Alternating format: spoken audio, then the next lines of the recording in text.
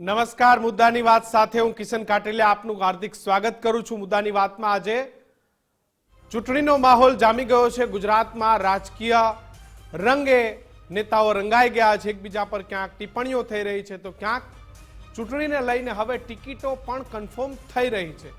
કોને મળશે ટિકિટ, કોની ટિકિટ કપાશે, અત્યારે સૌ કોઈની નજરે ભાજપ હોય કોંગ્રેસ હોય તમામ કાર્યકર્તાઓની નજર કે તેમના નેતાને ટિકિટ મળશે કે નહીં તેના પર લાગેલી છે। તમામ મહત્વના સમાચારો સાથે આજે આપણે મુદ્દાની વાતમાં તમામ મુદ્દાઓને લઈને ચર્ચા કરશું, કારણ કે આજે કયા નેતાને ટિકિટ મળશે, ક્યારે ટિકિટ જાહેર થશે, છેલ્લી 72 કલાક કરતા પણ વધારે સમય થયો છે, પરંતુ ગુજરાત ફર્સ્ટના વોર રૂમનું બઝર વાગી ગયું છે અને સૌથી મોટા સમાચાર, કોંગ્રેસની કેન્દ્રીય ચૂંટણી સમિતિની બેઠક પૂર્ણ થઈ ગઈ છે। મોટા ભાગની બેઠકો પર નામ ફાઇનલ થઈ ગયા છે। કેટલીક બેઠકો પર ઉમેદવારો માટે હજુ સર્વે બાકી। ત્રીજી યાદીમાં જાહેર થશે ગુજરાતના બાકીના ઉમેદવારોના નામ। કેન્દ્રીય ચૂંટણી સમિતિની બેઠક પૂર્ણ થયા બાદ તમામ જે નેતાઓ છે તેઓએ અલગ અલગ નેતાઓને ફોન કરી રહ્યા છે। આ બેઠક પૂર્ણ થઈ છે। ત્રીજી યાદીમાં બાકીના રહેલા ગુજરાતના નામો છે આવશે। મોટા ભાગની બેઠકો પર નામ ફાઇનલ થઈ ગયા છે।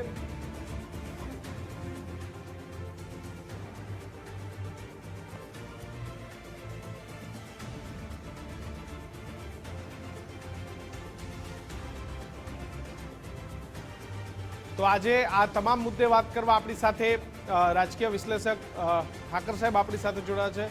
ઠાકર સાહેબ, ખૂબ ખૂબ સ્વાગત છે આપનું ગુજરાત ફર્સ્ટમાં। કેન્દ્રીય ચૂંટણી પંચની બેઠક પૂર્ણ થઈ છે, કેવી રીતે ગુજરાત કોંગ્રેસની સ્ટ્રેટેજીને આપ જોઈ રહ્યા છો, રણનીતિને તમે કેવી રીતે જોઈ રહ્યા છો? મારા માટે એકચ્યુઅલી તો એવું કહેવું વધારે પડતું નહીં હોય કે કોંગ્રેસે ગુજરાતમાં કશું ખોવાનું નથી। ઓકે, જે કંઈ પણ આવે એટલે આપણે પરિભાષામાં કહીએ કે વકરો એટલો નફો, બરાબર છે। હવે એ પરિસ્થિતિમાં કોંગ્રેસ રાજકારણીય રીતે આવી ચૂકેલી છે, હમણાંની વાત નથી। છેલ્લી થોડી ઘણી પણ રસાકસી જેવી વાત કે રસ જેવી વાત તમે ગણો તો 2017ના વિધાનસભાના ઇલેક્શન વખતે થોડું ઘણું હતું, ખૂબ અને 2019માં એ નામશેષ થઈ ગયું, અને 2024માં તો ક્યાંય કશું દેખાતું જ નથી। કોંગ્રેસના રાષ્ટ્રીય નેતાઓ હોય એવા ગુજરાતની અંદરથી પેદા થયેલા નેતાઓ અત્યારે ક્યાં દેખાય છે તમને? એક સમય હતો કે ગુજરાતની અંદરથી રાષ્ટ્રીય નેતાઓ જેમ કે માધવસિંહ સોલંકી કે ભાઈ ચીમનભાઈ પટેલ કે એવા કદના જે નેતાઓ ટૂંકમાં ગુજરાતે કોંગ્રેસની અંદર આપ્યા હતા, એવા કોઈ જ નેતાઓ દેખાતા નથી। એમના વારસો પણ ક્યાં ચાલ્યા? મારો કહેવાનો મતલબ એમ જ છે કે ગુજરાત પ્રત્યે કદાચ કોંગ્રેસ છે ને કે માનસિક રીતે જાણે કે હારી ચૂકેલું હોય અને અહીંયા હવે કશું કરવા જેવું રહેતું નથી, એટલે સીધી જ વન સાઇડેડ ગેમ એવું લાગે છે। કારણ કે મોટાભાગના બધા કોંગ્રેસમાંથી ભારતીય જનતા પાર્ટીમાં જોડાઈ પણ રહ્યા છે અને કોઈ રસ રહ્યો જ નથી ટૂંકમાં। હવે મારું માનવું એવું છે, એટલે કે ગુજરાતનું જ્યાં સુધી રાજકારણ અને ઇલેક્શનનું રિઝલ્ટ કે જે તમે ગણતા હો કે એક ચામ હોય તો એ રહ્યો જ નથી। હવે એક વન સાઇડેડ ગેમ દેખાઈ રહી છે, અને એમાં હું કોંગ્રેસને જ દોષિત એટલા માટે ગણું છું કે આટલા લાંબા સમય સુધી તમે પાવરમાંથી બહાર રહો અને થોડોક પણ તમે પ્રજાલક્ષી જે પેલું એમ કહેવાય ને કે પવન વાતો હોય એને પારખવાની ક્ષમતા ગુમાવી દો તમે। એ બહુ લાંબો સમય થઈ ગયો આ વસ્તુને। ગુજરાતની અંદર 28 વર્ષ ઉપર સમય ગયો છે અને એમને કશું જ હજી સુધી હાથમાં નથી આવ્યું। ઓકે, એટલે કોંગ્રેસ માટે આ લોકસભાની ચૂંટણી એ થોડી અઘરી છે, પરંતુ એક બાદ એક જે સમાચારો છે એ આવી રહ્યા છે। ગુજરાત ફર્સ્ટના વોર રૂમથી તમામ જે સમાચારો છે તેના પર આપણે નજર રાખી રહ્યા છે। કોંગ્રેસની જે ફાઇટ છે એ ફાઇટ હવે થોડી અઘરી દેખાઈ રહી છે, કારણ કે અત્યારનો જે સમય છે એમાં કોંગ્રેસ ક્યાંક દીપકભાઈ એ નબળી સાબિત થઈ રહી છે। તમે કહ્યું કે 2017નો જે સમય હતો એ 17નો સમય અલગ હતો, પરંતુ અત્યારનો જે સમય છે એ ઘણો અલગ છે। ઠાકર સાહેબ, હા, સ્પષ્ટ રીતે તમે જુઓ તો તમારા કોઈ એક નેતા તમારી પાર્ટી છોડીને જાય તો એની જે રેમિફિકેશન છે, તમે એમ કહો કે દૂરોગામી અસર જે છે ને, એ અસરના ભય હેઠળ કોઈ પણ પાર્ટી સુધારવાનો પ્રયત્ન કરે। ઓકે, આ 60% નેતાઓ એમના કાં તો નિષ્ક્રિય થઈ ગયા છે અને કાં તો ભારતીય જનતા પાર્ટી જોઈન કરી લીધી છે. હવે એની અંદર નવો ફાલ અને જૂનો ફાલ બેવની વાત કરી રહ્યો છું.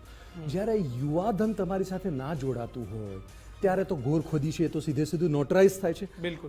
અને તમારા વૃદ્ધ નેતાઓ અથવા તો જે લોકો મેચ્યોર્ડ હતા એ લોકો છોડીને જતા હોય જ્યારે, તો અને કેન્દ્રીય નેતૃત્વ કશું જ કરવામાં રસ ના ધરાવતું હોય જ્યારે, કારણ કે દરેક નેતાઓની મુખ્ય ફરિયાદ એ જ છે, કોઈ બે એક નેતાને છોડીને બાકીના લોકોએ તો 35 વર્ષ 40 વર્ષ કોંગ્રેસમાં કાઢ્યા છે. એટલે કોઈ સત્તાની વાતને ધ્યાનમાં રાખો તો 28 વર્ષથી ગુજરાતની અંદર જ્યારે કોંગ્રેસ વિપક્ષમાં જ બેઠેલી હોય તો એવી પરિસ્થિતિમાં મેજોરિટી એ લોકો વિપક્ષમાં રહીને છે ને કોંગ્રેસની અંદર રહ્યા હતા, અને એ લોકોને એમ જ્યારે લાગવા માંડે કે આમાં કોઈ સાંભળવા વાળું જ નથી, કોઈ સમજવાળું સ્વાભાવિક છે કે પાર્ટી અલવિદા કરી દેતા હોય છે. એનું પછી નસીબ જે કહે ને એનું એમણે જાતે જ પોતાના. બિલકુલ. તો ગુજરાત ફર્સ્ટના વોર રૂમનું બઝર વાગી ગયું છે અને મહત્વના સમાચાર. કોંગ્રેસની કેન્દ્રીય ચૂંટણી સમિતિની બેઠક પૂર્ણ થયા બાદ પ્રદેશ પ્રમુખ શક્તિસિંહ ગોહિલે પરેશ ધાનાણીને ફોન કર્યો છે. રાજકોટથી પરસોત્તમ રૂપાલા સામે પરેશ ધાનાણી ચૂંટણી લડે તેવી હાઈકમાન્ડે ઈચ્છા વ્યક્ત કરી છે. રાજકોટ બેઠક પર કોંગ્રેસની સીસી બેઠકમાં બે નામ પર ચર્ચા થઈ. હિતેશ વોરા અને પરેશ ધાનાણીના નામની બેઠકની ચર્ચા.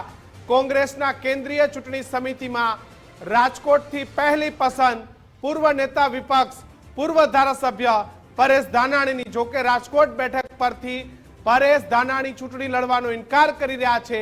કોંગ્રેસના મોટા નેતાઓ પરેશ ધાનાણીને રાજકોટથી ચૂંટણી લડવા સમજાવી રહ્યા છે. પરેશ ધાનાણી ના પાડે તો કોંગ્રેસ હિતેશ વોરાને ટિકિટ આપી શકે છે. આ સૌથી મોટા સમાચાર. પરેશ ધાનાણીને સમજાવવા કોંગ્રેસનું મોવડી મંડળ કામે લાગ્યું છે. દિલ્હીના દિગ્ગજ નેતાઓ પરેશ ધાનાણીને ફોન કરી પરસોત્તમ રૂપાલા સામે લડવા માટે કોંગ્રેસનું હાઈકમાન્ડ એ પરેશ ધાનાણીને દબાણ કરી રહ્યું છે. પરેશ ધાનાણી લડે એવી ઈચ્છા હાઈકમાન્ડની છે. રાજેન્દ્ર રાવલ આપણી સાથે જોડાયા છે. રાવલ સાહેબ, પરસોત્તમ રૂપાલા વર્સિસ પરેશ ધાનાણી, લેવા પાટીદારનો સૌથી મોટો ચહેરો. રૂપાલાને હરાવવા અનેક વખત માત આપવામાં પણ પરેશ ધાનાણી અમરેલીની બેઠક પર ઘણી વખત સફળ રહ્યા. ત્યારે રૂપાલા રાજકોટ ગયા, હવે ધાનાણીને પણ રાજકોટ મોકલવા હાઈકમાન્ડની ઈચ્છા. કેવી રીતે રૂપાલા વર્સિસ ધાનાણીની લડાઈને તમે જોઈ રહ્યા છો? સત્તા વર્સિસ નિષ્ક્રિયતા. પુરુષોત્તમ રૂપાલા અત્યારે પાવરમાં છે. હમણાં પેલા સાહેબે કહ્યું 27 વર્ષથી કોંગ્રેસ પાસે સત્તા નથી, એટલે કદાચ આ જો ફાઇટ થાય તો ટફ ફાઇટ થાય અને સન્માનપૂર્વકની હાર થાય કોંગ્રેસની. લડાઈને તમે કેટલી મજબૂતાઈથી જોઈ રહ્યા છો? કારણ કે આમાં લોકસભાની ચૂંટણી બિલકુલ હાલ મહત્વના સમાચાર. જે રંજન ભટ્ટને લઈને જે પોસ્ટર લાગ્યા હતા એ પોસ્ટરને લઈને રંજન ભટ્ટ પોતાની વાત મૂકી રહ્યા છે કે જે રીતે તાત્કાલિક સૂચના આપીને આ પોસ્ટર લગાવનાર વ્યક્તિને થોડા જ કલાકમાં પકડી લેવામાં આવે અને એ પકડ્યા પછી કોણ છે એ પણ ખબર પડી જાય. આ કોંગ્રેસના જે કાર્યકર્તાઓએ આ કર્યું છે એ એની માનસિકતા બહાર આવી છે અને આગળ પણ એમની પૂછતાછ ચાલુ છે. જે કોઈ વ્યક્તિ આમાં સામેલ હશે એની ઉપર કડકમાં કડક કાર્યવાહી સરકાર તરફથી કરવામાં આવશે. જે કોઈ હશે એ આની પાસેથી પૂછતાછ કરીને ચોક્કસ પોલીસ કાર્યવાહી કરી રહી છે અને એ બહાર આવશે.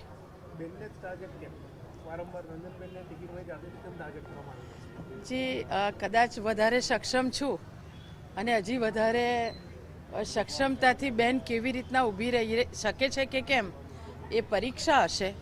પણ ભારતીય જનતા પાર્ટીની કાર્યકર્તા છું અને 30 વર્ષથી આ રાજનૈતિક જીવનમાં છું અને જિંદગીના ઘણા ઉતાર ચઢાવ પણ આવ્યા, પરંતુ મન ડગવાનું કામ નથી કર્યું. મારા અવધૂત મારા ગુરુ છે, માં મોગલના મને આશીર્વાદ છે, માં મેલડીના આશીર્વાદ છે અને એટલાય સંતો, વડોદરા સંતોની નગરી છે. વૈષ્ણવાચાર્ય હોય, કે સ્વામિનારાયણ ભગવાનના ત્યાંથી અમારા અનેક મંદિરોના સંતો હોય, દરેક જગ્યાએથી આ વડોદરાની બહેન આટલી સક્ષમતાથી જો કાર્ય વડોદરાની સેવા માટે કરી રહી હોય તો આ સંતોના આશીર્વાદ અને ભગવાનની તાકાત અને શક્તિથી છે. પરંતુ એની સાથે મારું ભારતીય જનતા પાર્ટીનું નેતૃત્વ અને ભારતીય જનતા પાર્ટીના કાર્યકર્તા એ અડીખમ સાથે રહ્યા હતા.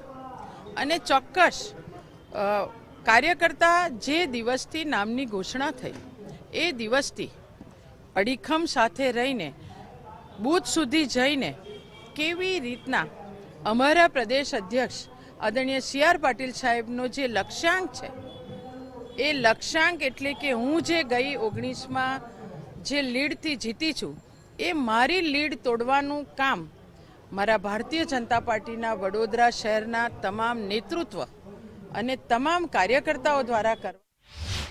હા, બિલકુલ. તો આજે સૌથી મહત્વપૂર્ણ ચર્ચા એ રંજન ભટ્ટના પોસ્ટરને લઈ, કારણ કે વડોદરામાં ઠેર ઠેર જગ્યાએ રંજન ભટ્ટ કે જેને ભારતીય જનતા પાર્ટીએ વર્તમાન સાંસદ છે એમને ફરી ઉમેદવાર તરીકે મોકો આપ્યો છે.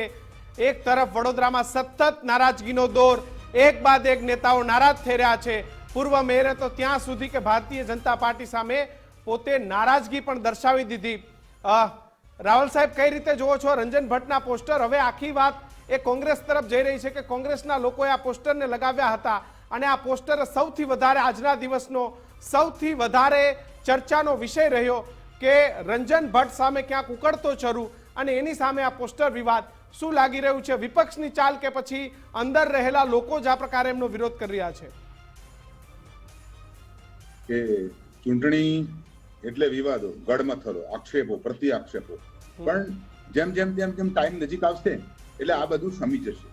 અસંતોષ વ્યક્ત કરવા માટે પોસ્ટરો પણ લગાવવામાં આવે છે, આક્ષેપો પણ થાય, પત્રિકાઓ છપાય. આ કઈ નવું નથી, આ કશું જ નવું નથી. અને હલકું લોહી હવાલદારનું ગુજરાતીમાં કહેવત છે. અત્યારે ભલે બીજેપીમાંથી જ કોઈ કર્યું છે પણ નામ કોંગ્રેસનું દેવામાં આવે અને આ ચૂંટણીનો એક રંગ છે. This is a part of election. એટલે રંજનબેનના જે પોસ્ટરો લાગ્યા અને એના વિશે જે વાદ વિવાદ થયો, વિરોધ થયો, એ બધું ક્ષણિક. જ્યારે ચૂંટણીના ફોર્મ સ્વીકારવાની છેલ્લી તારીખ હશે એ ત્યારે બધું, જેમ ગઈકાલે એક ધારાસભ્યએ રાજીનામું આપવાની વાત કરી અને પછી સાંજે બધું દૂધ અને સાકર એક થઈ ગયું, એમ આમાં પણ એવું જ થાય. આ બધું ચૂંટણી ટાણે જ થાય. બિલકુલ. હેલો, જી જી, આ બધું ચૂંટણી ટાણે જ થાય. હા, એટલે ચૂંટણી ટાણે બધા પાસે એક મોકો હોય પાર્ટીની અંદર પોતાની વાત મૂકવાનો કે પોતાની વાતને ખૂબ સારી રીતે મૂકી શકે. પરંતુ હાલ બઝર વાગી ગયું છે અને સમાચાર દિલ્હીથી આવી રહ્યા છે. બેઠક પૂર્ણ થઈ ગઈ છે. કેટલીક બેઠકો પર જે નામો છે તેને લઈને ચર્ચા થઈ. 10 જેટલા નામો પર ફાઇનલ મોહર પણ લગાડવામાં આવી છે. આ તમામ નામોનું લિસ્ટ પણ ટૂંક સમયમાં જાહેર થશે. અમારી સાથે દિલ્હીથી વાત કરવા અમારા સહયોગી देवनाथ पांडे हमारी साथ जोड़ा है। देवनाथ, ये महत्वपूर्ण जो बैठक है वो एआईसीसी के मुख्यालय पर खत्म हुई है। कांग्रेस की अंतिम जो घड़ियां हैं उसमें किस तरह की कांग्रेस की रणनीति और क्या कुछ कांग्रेस की बैठक में जानने को मिल रहा है आपको? देखिए किशन, सबसे पहले मैं आपको बताना चाहूं कि आज जब 4 बजे बैठक शुरू हुई और बैठक आज बहुत जल्दी खत्म हो गई, यानी कि 5:30 और 6 बजे के बीच में यह बैठक खत्म हुई। उसके बाद शक्ति सिंह गोहिल से हमारी बातचीत हुई है इनफॉर्मली। उन्होंने हालांकि कैमरे पर कुछ नहीं कहा, लेकिन इतना जरूर कहा है कि गुजरात कांग्रेस की ज्यादातर सीटों को लेकर जो उम्मीदवारों के नाम पर ऐलान है, लगभग मुहर लग चुकी है। कुछ सीटें ऐसी हैं जिन पर अभी कांग्रेस पार्टी मंथन कर रही है और उसको लेकर अभी एक सर्वे किया जाना बाकी है।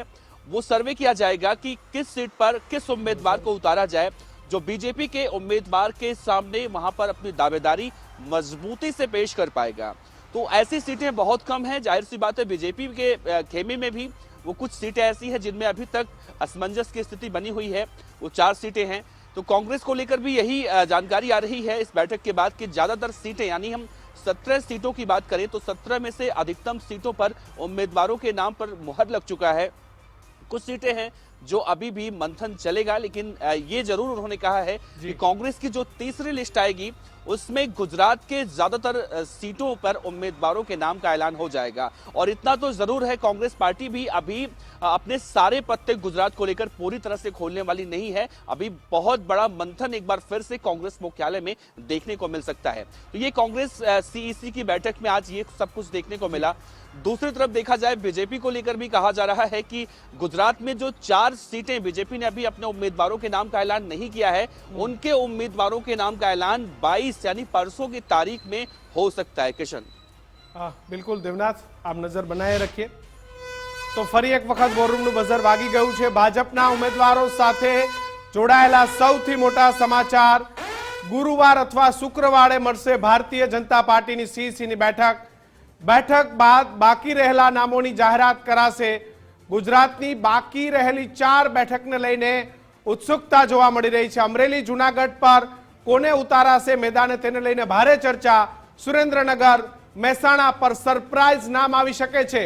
ભારતીય જનતા પાર્ટીની બેઠક મળવા જઈ રહી છે। જે બાકીની 4 લોકસભા બેઠકો છે તેને લઈ અને નામો જાહેર થવાના છે। દીપકભાઈ, ભારતીય જનતા પાર્ટી સત્તામાં છે, વિન વિન સિચ્યુએશનમાં છે, એવી પરિસ્થિતિમાં પણ 4 જેટલી બેઠકો કે જેના નામ જાહેર કરવામાં અથવા તો એની રણનીતિ એ ઓપન કરવામાં ક્યાંક ભાજપને સમય લાગી રહ્યો છે। કોન્ફિડન્સ ભાજપનો 5 લાખ કરતા પણ વધારે લીડ સાથે જીતવાનો ભારતીય જનતા પાર્ટીનો કોન્ફિડન્સ છે, પરંતુ આ 4 બેઠકો હજુ સુધી ભાજપ જાહેર નથી કરી શકી। એ રણનીતિનો ભાગ કે પછી એ કોન્ફિડન્સ ક્યાંક ડાઉન થઈ રહ્યો છે આ બેઠકો પર? એવું નહીં કહીએ આપણે કે એમાં એવું થઈ શકે છે કે જે એક રાજકીય રીતે દરેક પક્ષની અંદર આંતરિક અસંતોષ હોય, વધારે અથવા તો ઓછો, એને ખાળવાના પ્રયાસ સ્વરૂપે આ વસ્તુ થોડી ડીલે થઈ છે।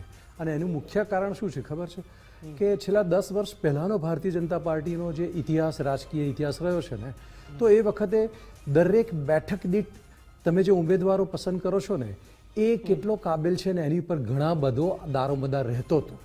જ્યારે હવે સમગ્ર ભારતની અંદર મોદી કી ગેરંટી ઉપર જ જ્યારે વાત દાવ પર લાગતી હોય, ત્યારે વ્યક્તિગત રીતે કોઈ જગ્યાએ કોઈ ઉમેદવાર નબળો હોય કે સબળો હોય, એના સમીકરણો પરિણામ ઉપર બહુ મોટી અસર નથી ઉપજાવવાના। અને એ પરિસ્થિતિની અંદર જો ડીલે થતું હોય ને તો એનું કારણ એક જ હોઈ શકે કે ભાઈ આંતરિક રીતે કોઈ જગ્યાએ કોઈ માણસો મનદુખ થયેલું હોય। કારણ એટલા માટે છે કે એ પેલો એક નાયગરા ધોધની જેમ કોંગ્રેસની અંદરથી ભારતીય જનતા પાર્ટીની અંદર લોકો આવ્યા છે અને એ 20-25 વર્ષથી જે કાર્યકર્તા પોતે ભારતીય જનતા પાર્ટીમાં તો હોય। ફરી એક વખત વોરરૂમનું બઝર વાગી ગયું છે અને લોકસભાની ચૂંટણીને લઈને સૌથી મોટા સમાચાર, લોકસભાની 4 અને વિધાનસભાની પેટા ચૂંટણીની 5 બેઠકોના નામ જાહેર થશે। જૂનાગઢ અને મહેસાણાથી મહિલા ઉમેદવારને ભારતીય જનતા પાર્ટી મેદાને ઉતારશે। મહેસાણામાં કડવા પાટીદારની પસંદગી કરાય તેવી પૂર્ણ શક્યતાઓ। મહેસાણા જિલ્લા પંચાયતના પ્રમુખ તૃષા પટેલનું નામ ચર્ચામાં, ભાવના ગોંડલિયાનું નામ ચર્ચામાં। મહેસાણાથી તમામ નામોની સાથે જૂનાગઢથી ગીતા માલમનું નામ ચર્ચામાં। જૂનાગઢથી સાંસદ રાજેશ ચુડાસમા હજુ પણ રેસમાં છે। અમરેલીના પૂર્વ ધારાસભ્ય બાવકુ ઉઘાડ અને ભરત કાનાબારનું નામ પણ ચર્ચામાં। અમરેલી બેઠક પરથી નાયબ દંડક કૌશિક વેકરિયા અને મુકેશ સંઘાણીનું નામ પણ ચર્ચામાં। અમરેલીમાં સૌથી વધુ ચર્ચામાં દિલીપ સંઘાણીનું નામ છે। આ તમામ નામોને લઈ અને મહત્વની ચર્ચાઓ થઈ રહી છે। અમરેલી અને જૂનાગઢ બેઠક પર સતત જે નામો છે, નામો આવી રહ્યા છે। સુરેન્દ્રનગરમાં પણ ભારતીય જનતા પાર્ટી સરપ્રાઇઝ આપી શકે છે। સુરેન્દ્રનગરના વર્તમાન સાંસદ પણ છેલ્લી ઘડીએ રિપીટ થાય તેવી શક્યતાઓ। રાવલ સાહેબ, કેવી રીતે જોવો છો? કારણ કે મેં જેવી રીતે ભાઈને પૂછ્યું કે એકદમ અપ કોન્ફિડન્સ, 5 લાખ કરતા પણ વધારે બેઠકો જીતવાનો એક તરફ ભારતીય જનતા પાર્ટીનો વિશ્વાસ અને બીજી તરફ એ બેઠકોમાં ઉમેદવારોના નામ રિપીટ કરવા, કાપવા, મહિલા, સામાજિક સમીકરણો, આ તમામને પણ ભાજપ જોઈ રહ્યું છે।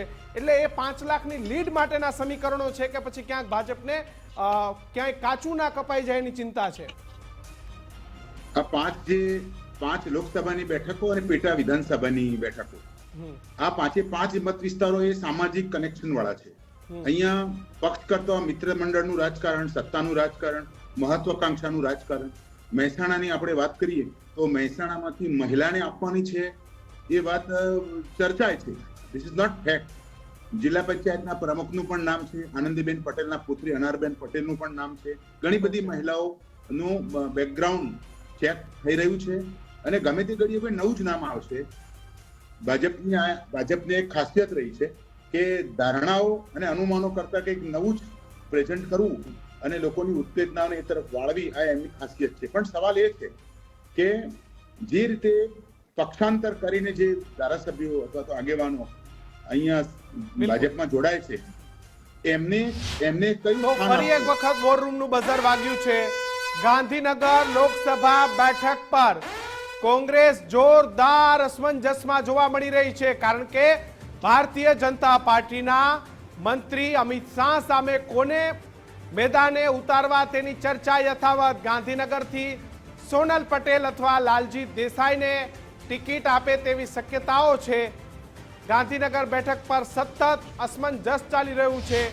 કોને મેદાને ઉતારવા તેને લઈ અને મથામણ થઈ રહી છે. ઠાકર સાહેબ, કારણ કે અમિત શાહ લડતા હોય એની સામે છેક સુધી ઊભી શકે એવો ઉમેદવાર ખૂબ જરૂરી છે અને એટલા માટે કોંગ્રેસ એ સૌથી વધારે અસમંજસમાં દેખાઈ રહી છે. મારા મતે જે કોંગ્રેસની અંદર લાંબા સમયથી હોય અને કોંગ્રેસ જેને મહત્વ ના આપતી હોય અને પેલી વ્યક્તિ એવું વિચારતી હોય કે હવે બહુ થયું, એવા કોઈ માણસને બેસાડશે. કેમ? કારણ કે અહીંયા તો કોઈ પ્રશ્ન ઊભો નથી થતો આ બેઠક ઉપરથી. આ હમણાંની વાત નથી અને એ અમિત શાહ પોતે ઊભા રહ્યા છે એ માટેની પણ વાત સાઈડમાં રાખો. છેલ્લા 25-30 વર્ષથી ગાંધીનગરની બેઠક છે ને એ એક તરફી જ રહી છે અને એની અંદર ઓર એટલે ફરી એક વખત બઝર વાગ્યું છે અને સમાચાર અમદાવાદ પૂર્વની બેઠક પરથી કોંગ્રેસે ફરી મનોમંથન ચાલુ કર્યું છે. રોહન ગુપ્તાએ ચૂંટણી લડવાની ના પાડતા ઉમેદવાર મામલે કોંગ્રેસમાં ફરી ફેર વિચારણા. અમદાવાદ પૂર્વથી શહેર પ્રમુખ અને પૂર્વ ધારાસભ્ય હિંમતસિંહ પટેલનું નામ ચર્ચામાં. શહેર કોંગ્રેસના મહામંત્રી અપૂર્વ પટેલ પણ મેદાને. અપૂર્વ પટેલની અમદાવાદ પૂર્વ બેઠક પરથી ચૂંટણી લડવાની ઈચ્છા. સતત કોંગ્રેસનું કુકડું એ અમદાવાદ, ગાંધીનગર જેવી બેઠકો પર ગૂંચવાયું છે. કોને ટિકિટ આપવી, કોને ટિકિટ ના આપવી તેને લઈ અને ચર્ચાઓ એ કોંગ્રેસમાં જોર પકડી છે. તો પૂર્વની બેઠક પરથી રોહન ગુપ્તાએ ના પાડી દીધી. રાવલ સાહેબ, પૂર્વની બેઠક પર ટિકિટ આપી દીધી. એઆઈસીસીના પ્રવક્તા રોહન ગુપ્તાને ટિકિટ આપી અને એમને એમના પિતાજીના દબાણના કારણે હવે લડવાની ના પાડી દીધી. આ પણ એક કોંગ્રેસ માટે સૌથી ગંભીર બાબતો, કારણ કે ટિકિટો આપી દઈ અને છેલ્લી ઘડીએ ઉમેદવારો ચૂંટણી ના લડે તો પછી કોંગ્રેસને ક્યાં જવું, આ પણ એક સૌથી મોટો ચિંતાનો વિષય. કારણ કે જે રીતે ભારતીય જનતા પાર્ટી ચૂંટણી લડી રહી છે, ભાજપનો પવન છે અને એમાં કોંગ્રેસનું ટકવું. આપણે જુઓ, એક વાત છે કે કોંગ્રેસે અત્યાર સુધી જે લોકોને સાચવ્યા એ સિદ્ધાંતનિષ્ઠ નહોતા. જયારે ખરાબ સમય આવ્યો ત્યારે નીકળી ગયા. અમદાવાદની ગણો કે ગાંધીનગર સીટની આપણે હમણાં વાત કરી તો પીએન શેષાન જેવા બહુ પ્રામાણિક મજબૂત અધિકારીને કોંગ્રેસે મેદાનમાં ઉતારેલા અને એની સામે એક બિલકુલ સાવ પરદેશી ટાઈપ કહી શકાય એવા એક બિલ્ડરને એમની હરીફમાં મૂકેલા. પીએન શેષાન સાહેબનું શું થયેલું? એટલે ચૂંટણીમાં જે અત્યારે કોંગ્રેસ છેલ્લી ઘડીએ જે બધું તો ફરી બઝર વાગ્યું અને સમાચાર નવસારી બેઠક પરથી, કારણ કે નવસારી બેઠક પર કોને ઉતારવા? નૈસદ દેસાઈનું નામ ચર્ચામાં. નવસારી બેઠક પર શૈલેષ પટેલનું નામ ચર્ચામાં અને કોંગ્રેસ અહીંથી સ્વર્ગસ્થ અહેમદ પટેલના દીકરી મુમતાજ પટેલને પણ ઉતારી શકે છે મેદાને. ભાજપનો ગઢ છે દક્ષિણ અને આ નવસારી બેઠક સતત મંથન. નવસારી બેઠક પર રાવલ સાહેબ, નવસારી, ગાંધીનગર અને અમદાવાદ, કારણ કે નવસારી બેઠક પર પણ ભારતીય જનતા પાર્ટીના દિગ્ગજ આમાં દિગ્ગજ કરતા એમનું જે વર્ક છે ત્યાં, ધારો કે ઇન્દિરા ગાંધીની રાજનારાયણની સામે રાયબરેલીમાંથી ઇન્દિરા ગાંધી રાજનારાયણ જેવા વ્યક્તિ સામે હારી ગયેલા.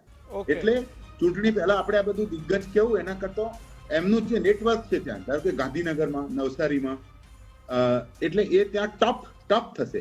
5 લાખની જે પેલી વાત હતી એ કદાચ કોંગ્રેસ હવે જીતવા કરતા 5 લાખ ના મેળવી શકે બીજેપી લીડ, એવા કદાચ પ્રયત્નો પણ કરતી હોય. ઓકે, એટલે ચૂંટણી પછી કહી શકાય ફરી બઝર વાગી ગયું છે અને વિધાનસભાની ચૂંટણીને લગતા વધુ એક સમાચાર. માણાવદર બેઠક પર અરવિંદ લાડાણી વર્સિસ પાલ આંબલિયાની લડાઈ થઈ શકે છે. માણાવદરથી કોંગ્રેસ પાલ આંબલિયાને મેદાને ઉતારી શકે છે. સ્થાનિક ક્ષેત્રે લાંબા સમયથી સક્રિય છે પાલ આંબલિયા. અગાઉ જામનગર લોકસભા લડવા પણ પાલ આંબલિયાનું નામ ચર્ચામાં હતું. અરવિંદ લાડાણીને પાલ આંબલિયા ટક્કર આપશે. પાલ આંબલિયાને મેદાને ઉતારે તો જે ટક્કર છે રસપ્રદ બને તેવી સંભાવના.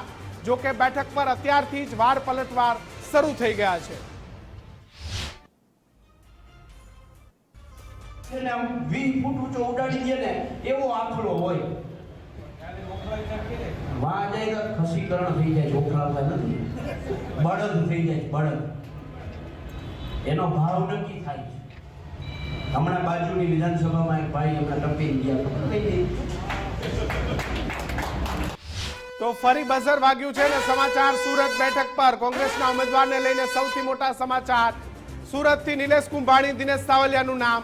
કોંગ્રેસમાં બેમાંથી એક પર આખરી ઘડીએ મોહર લાગી શકે છે.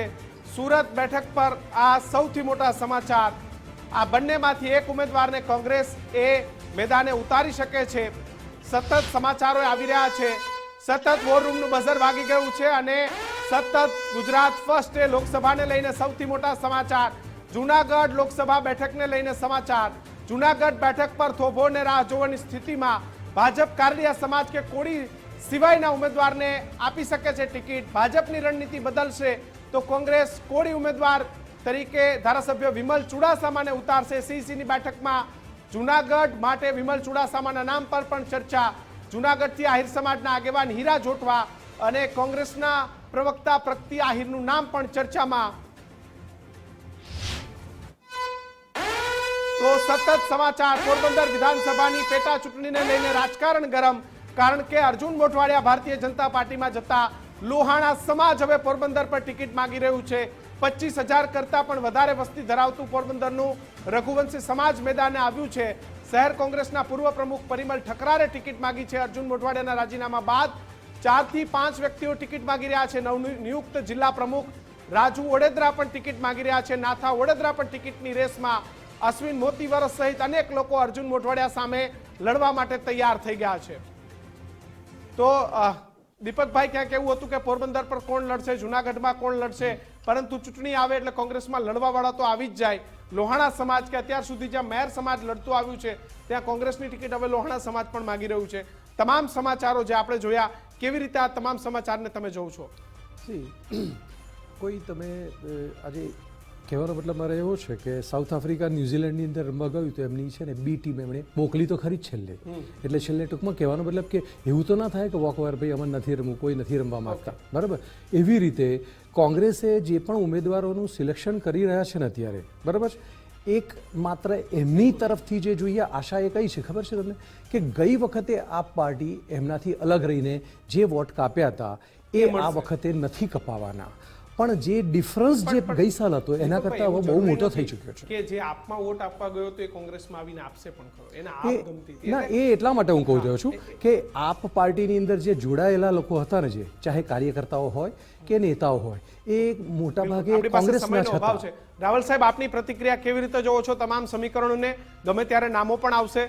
ચૂંટણીના જંગને ખરેખર આપણને રસપ્રદ લાગી રહ્યો છે, કારણ કે સાહેબે કહ્યું કે મેદાનમાં તો ઉતરવું છે, ટીમ ભલે ગમે એવી હોય. ખાલી જગ્યા પૂરતી તો કરવી જ પડશે, પણ ચૂંટણી છે એટલે મેન આપણે જો શોર્ટમાં કહી દઈએ કે જે પ્રશ્નો છે પ્રજાના, એ રાષ્ટ્રીય પ્રશ્નો હોય કે સ્થાનિક પ્રશ્નો, બધું અત્યારે કોરાણે થઈ ગયેલું છે. અને માત્ર કોણ જીતશે, 5 લાખની લીડ, કોંગ્રેસ પાસે ઉમેદવારો નથી, આ બધું એક પ્રથમ તબક્કાનું જે ઉત્તેજના છે. જેમ જેમ જેમ નજીક આવશે પ્રજા પોતાના પાયાના પ્રશ્નો ભૂલી ગઈ છે કે એના શું પ્રશ્નો છે. બહુ સાચી વાત. પ્રજા કઈ બાજુ રસ્તો પકડે છે એના પર આધારિત છે. બંને પક્ષો પોતપોતાની વાત કરે છે, દાવો કરે છે, કોઈ જીતવાની વાત કરે છે, કોઈ આક્ષેપ પ્રતિ આક્ષેપ, બેનરો લાગે છે. પણ પ્રજાને શું જોઈએ છે, પ્રજાને કઈ સમસ્યાઓ છે, આના પર ચર્ચા નથી થતી. ખરેખર આ રાવલ સાહેબની વાત એ ઘણી સાચી વાત છે. રાવલ સાહેબ, દીપકભાઈ, આ બંને મારી સાથે જોડાયા, સમયનો અભાવ છે, ફરી મળીશું, પરંતુ મુદ્દાની વાતમાં હાલ આટલું જ. વધુ સમાચારો માટે આપ ગુજરાત ફર્સ્ટ જોતા રહો. હા, ઇલેક્શનના તમામ અપડેટ, ચૂંટણીની સચોટ માહિતી માટે આપ ગુજરાત ફર્સ્ટ સાથે જોડાયેલા રહેજો. મને આપશો રજા. નમસ્કાર.